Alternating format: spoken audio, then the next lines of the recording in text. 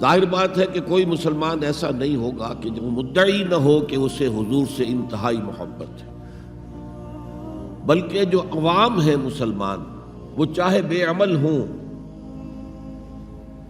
لیکن ان میں جو حمیت اور غیرت رسول کے لیے ہے صلی اللہ علیہ وسلم، کہ ان کی حرمت پر کٹ بھرنے کے لیے تیار رہتے ہیں، تو اس سے میں سمجھتا ہوں کہ کوئی شخص بھی محروم نہیں ہے۔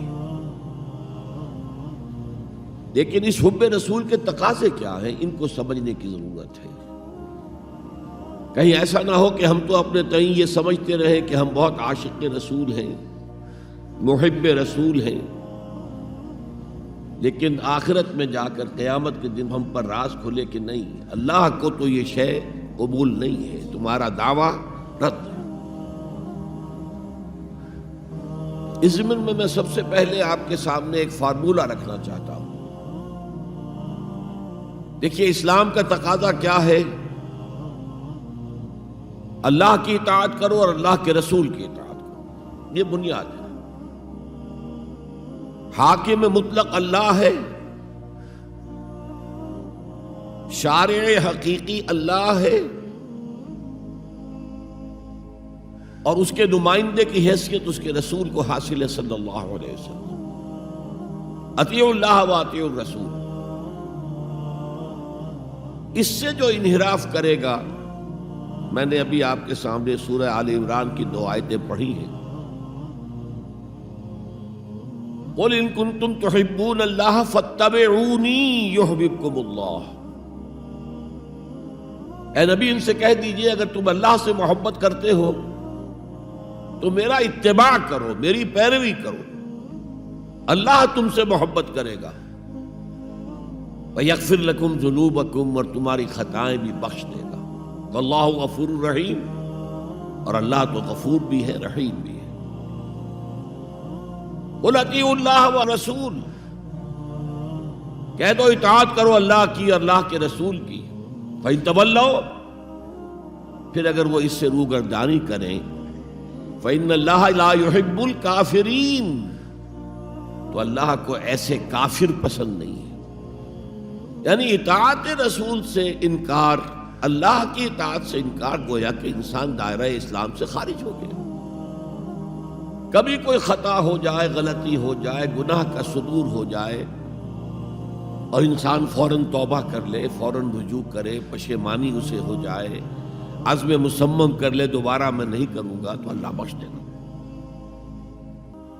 انما التوبۃ علی اللہ للذین یعملون السوء بجہالۃ ثم یتوبون من قریب، سورہ نساء میں فرمایا اللہ کے ذمے ہے ان لوگوں کی توبہ قبول کرنا۔ انما التوبۃ علی اللہ، اللہ کے ذمے ہے۔ جو کہیں غلطی سے، جہالت میں، نادانی میں، جذبات سے مغلوب ہو کر کوئی غلط کام کر بیٹھتے ہیں، لیکن فوراً توبہ کرتے ہیں، اللہ کی جناب میں رجوع کرتے ہیں، فوری توبہ اگر ہو جائے تو فوراً اللہ تعالیٰ کی مغفرت جو ہے ڈھانپ لیتی۔ لیکن اگر مستقل طور پر کسی ایک معصیت پر بھی ڈیرا ڈال دیا جائے، مثلا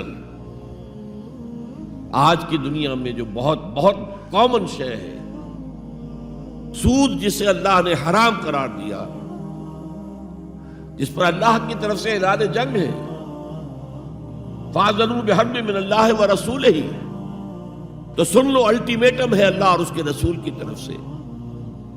اسے اپنے کاروبار کا مستقل جز بنا لیا تو ایک غلطی، ایک گناہ بھی انسان کو ہمیشہ کے لیے جہنم میں ڈال سکتا ہے۔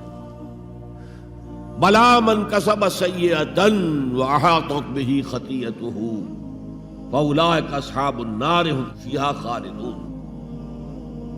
کیوں نہیں؟ کسی نے جان بوجھ کر ایک بڑا گناہ کمایا، چھوٹے چھوٹے گناہ جو ہیں، گناہ صغیرہ، وہ تو خود بخود بھی دھلتے رہتے ہیں، اللہ کی رحمت سے صاف ہوتے رہتے ہیں۔ لیکن کسی نے کبیرہ گناہ کمایا، جان بوجھ کر کیا، اور پھر اس پر ڈیرے ڈال دیے، اور وہ گناہ اس کے گھر گھیرا کر بیٹھا، احاطت بہ خطیئتہ فاولئک اصحاب النار ہم فیہا خالدون، تو وہ ہے جہنمی اور اس میں ہمیشہ رہنے والے۔ تو اطاعت اللہ کی، اطاعت رسول کی، یہ تو اسلام کا بنیادی مطالبہ ہے۔ اگر یہ بھی نہیں ہے تو پھر کچھ نہیں، اگر یہ نہیں تو بابا پھر سب کہانیاں۔